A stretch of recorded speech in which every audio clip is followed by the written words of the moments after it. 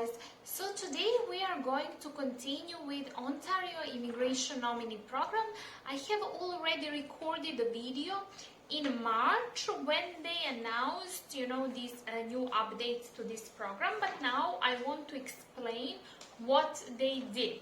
So first I will remind you, what is Ontario Immigration Nominee Program, how you can qualify, and then we are specifically going under one subcategory because I've decided to do 5 videos about this.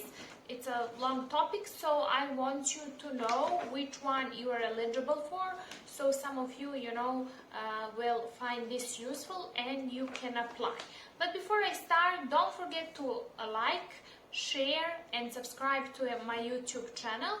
As well, follow me on Instagram, stepup_Canada, also Facebook stepup Canada, for all the updates, because there I announce, I run polls, and we can interact, because here I haven't reached 1,000 subscribers yet, so I do not have community tab open where we can interact. Okay, so this is really important, so listen carefully. So Ontario Immigrant Nominee Program, to qualify for this nomination, you have 3 ways, either through employer job offer category, I will discuss today subcategory of this way, human capital category and business category. So today we are discussing employer job offer category, and subcategory under this is called in-demand skills stream. Okay, in-demand skills stream. Besides this one, there are other 2, and those are international student stream and foreign workers stream. I will record 2 separate videos about this, so my schedule Wednesday and Saturday I'm posting the videos. So let's talk about this in-demand skills stream. What is it? Who is it for? What are the requirements? So I will explain everything. Listen carefully. It focuses more on the provincial demand than on the skill level.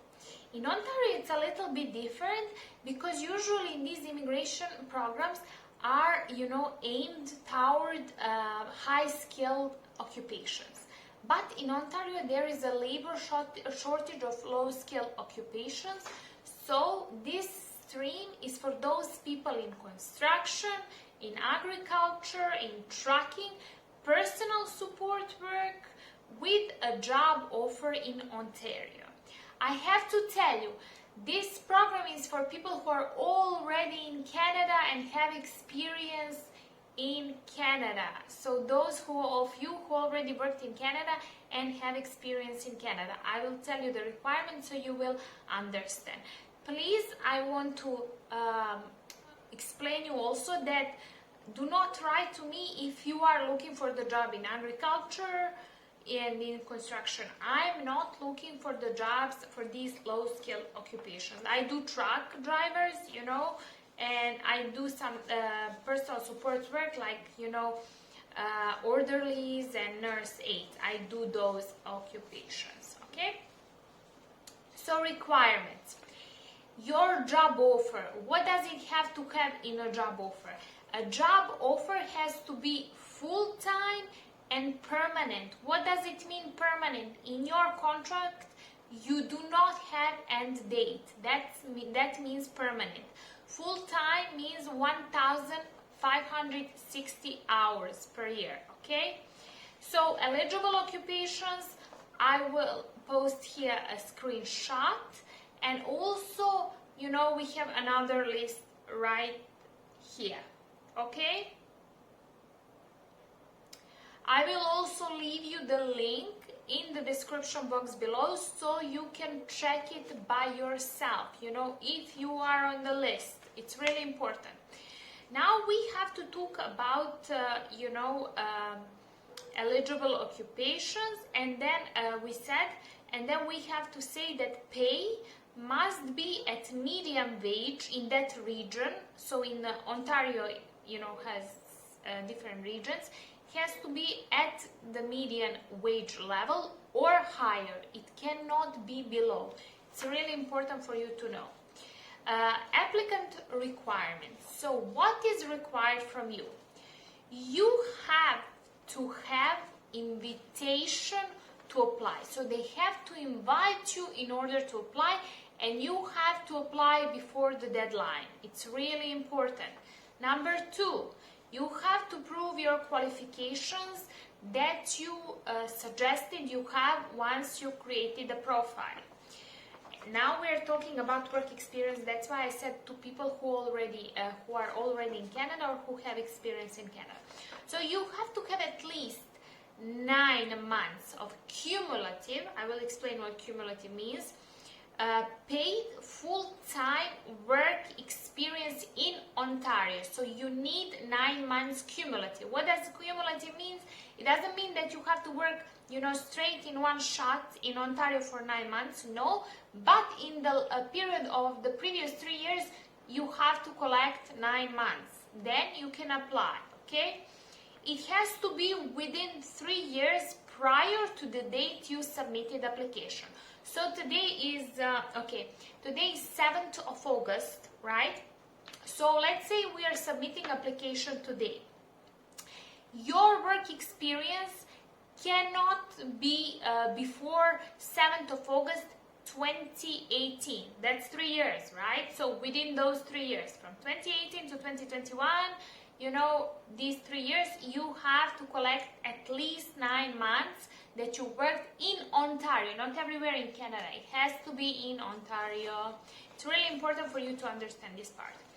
Okay, you do have to have a language. So they're asking if it's English, CLB level 4 or higher. Again, you can check and convert this to IELTS, because I know many of you are doing IELTS. Also, if it's licensed occupation, you need to have a valid license that is not expired. Okay, it's really important. So what does licensed occupation mean? It means it's occupation that you cannot do without the license. Okay, so this is really important for you to know. And then your high school diploma has to be evaluated. One of the organization I already recorded the video is WES, World Educational Services. You can check the video here, but there are another 4 eligible organizations in Canada that can evaluate your degree. Obviously the fees and processing time are different. I'm not familiar with other 4 because I didn't have a clients who did it via them. But for WES, I know for a fact, how it works. And this is important part for the applicant requirement, intent to live in Ontario. So how can you prove your intent to live? I will read. Give me a second, please. Okay. Okay, intention to live in Ontario. Working or having worked in Ontario. So obviously if you have 9 months, this is one of proofs that you intend to work in Ontario. Getting job offers, applying to or interviewing for jobs. So you have to show that you're interviewing for the jobs, keep the emails, screenshots and everything, and that you were interviewed. Studying, if you're studying, that's your intent to live in Ontario. Volunteering, this is what I always tell. Okay, so I will give you a good tip. So if you're writing a resume, mention your volunteer experience, because Canadians, they love it. So volunteering is really nice. It's giving back to the community, and that means that you're actually really you really want to help your community, give back, what community gave you. So I think you should put that your volunteer experience, especially if you volunteered during those 9 months that you worked in Ontario. If you volunteered in Ontario for some organization, that's amazing, So put that on your resume. Leasing or owning a property. So if you're already in Ontario, show your lease, or show that you own the property. Some people, some international students, they actually buy condos, so they can show this. visiting. If you were visiting in the past, I would show that as well, you know, so it's a proof, you know, that you are like, you know, you really like, the province, and you want actually, that's why you're applying for PR, right? And we have to, having professional networks and affiliations, family ties, and personal relationships. So if you have a fiance, usually, you know, people are writing to me with a fiance in, you know, in Canada. If you have a fiance, or if you have, like, you know, family ties, you know, brother, sister, mother, you know, I don't know, uncle, grandmother, aunt, you know, all these are family ties, and they can serve, you know, as a proof that you actually intend to live in Ontario. I will tell you from personal experience, whenever you move somewhere, it's really better if you have at least one person from the area where you're from. Like, it can be your family or your friend, or even some acquaintance from your country will work, because these people are already there, you know, and they know ins and outs, so they can guide you. First 3 months, I've already discussed this, are really critical, you know, in any foreign country. So if you survive first 3 months, you're good to go. I always tell this to my clients. First 3 months are crucial for your surviving, you know, psychologically. If you survive 3 months, and, you know, emotionally and rest, then you're good to go. Okay, so first 3 months you need a good support, either back home, so you are hanging on Skype or Zoom, or, you know, you have someone there. It would really be helpful if you have someone there. Okay, so cost, I want to say the cost. So 1,500 Canadian dollars if you are, just give me a second, cost 1,500 Canadian dollars if the job offer is outside of the Greater Toronto area, and 2,000 Canadian dollars if the job offer is within the Greater Toronto area, City of Toronto, Durham, Halton, York, and Peel regions. So it's a little bit expensive if it's inside of the Greater Toronto area. Okay, so you have to know these things. And then they said about refunds.